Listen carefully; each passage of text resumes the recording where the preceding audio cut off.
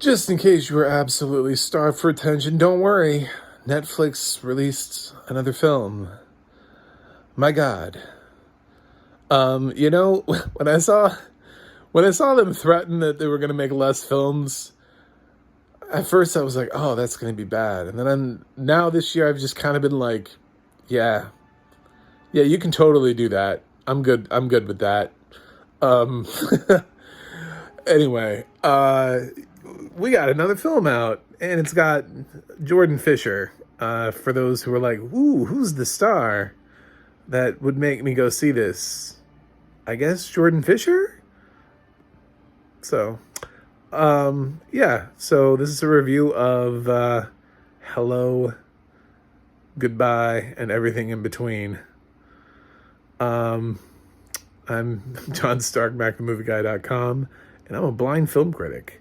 So I didn't get to see this visually, so I didn't get to stare at the wonder that is Jordan Fisher, and I know that I'm sure that people are gonna googly eye all over Jordan Fisher. It's all I see on social media is, oh my God, Jordan Fisher. So I'm sure this movie has already been watched a million times, just in the short period of time it's been on Netflix, just by people who are like, oh my God, Julia, oh my God. And they just watched it immediately.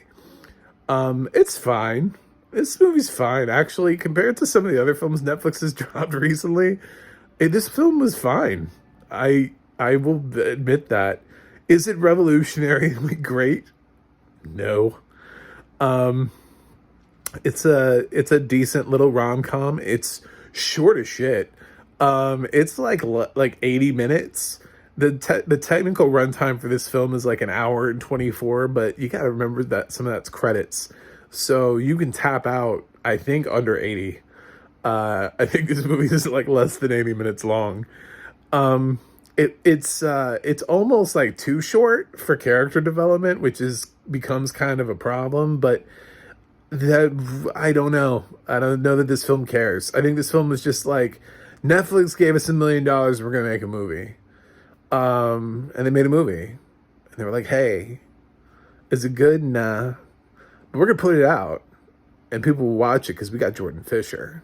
We spent $750,000 of the movie. It's $1 million budget on Jordan Fisher. Anyway, so yeah, it's two high school seniors that have different views on relationships. She wants to, not have a long-term relationship. She's only looking for like short-term hookup type stuff, which I guess is refreshing when it's the girl that wants the short term and he wants the long term. And they meet at this party because, as the girl points out, there has to be a keg party, right? They're just the girl has this best friend who is the token gay character in the film. And she's like, well, you have to have one of these house parties. And I'm like, thank you, teen movie, for pointing this out, the irony and the existence of this very thing in the film. So they sort of like move about the day and the night, and they meet, and then they go sort of walking, and it's not really a date, but then they decide they like each other. So then they have this conversation, and she tells him that when he comes up with this idea where they're going to like break up before they leave for college.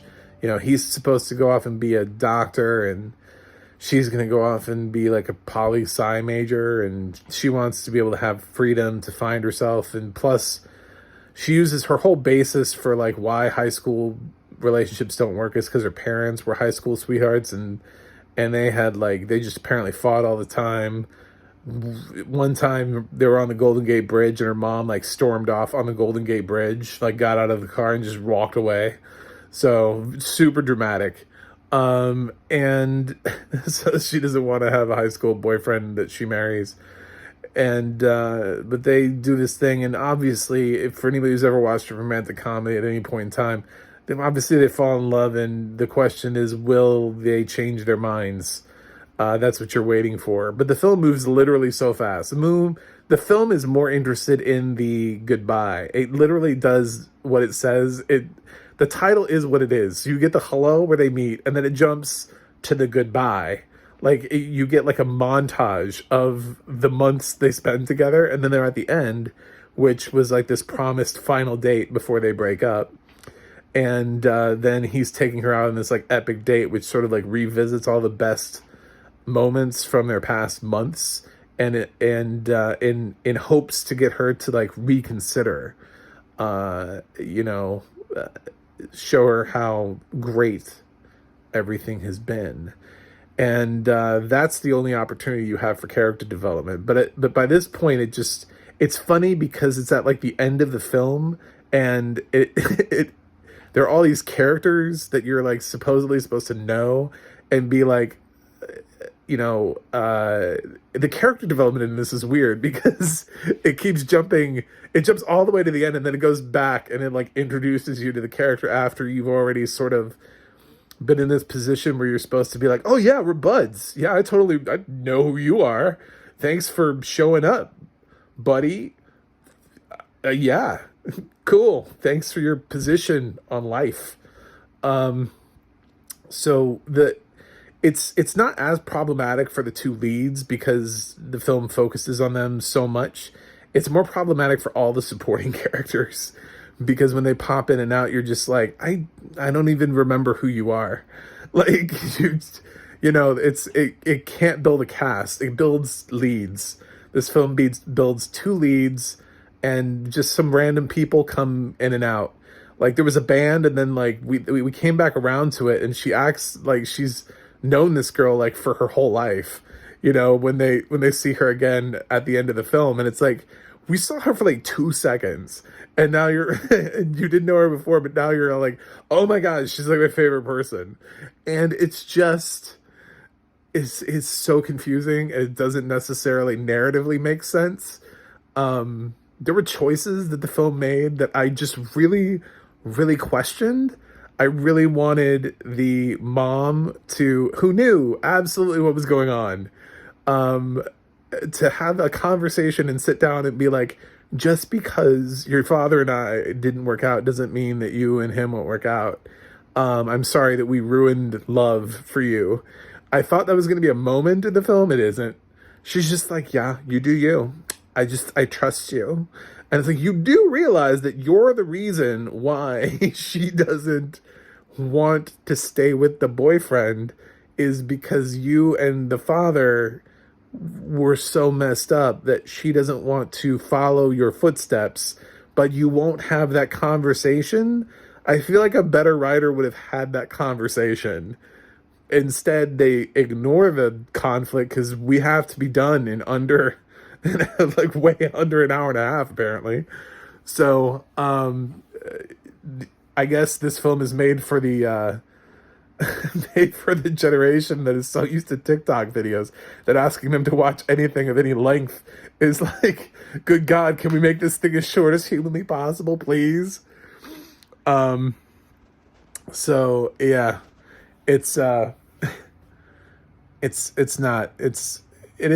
is what it is. It's the actors in the lead roles are charming enough to make this film sort of work, but it doesn't necessarily work.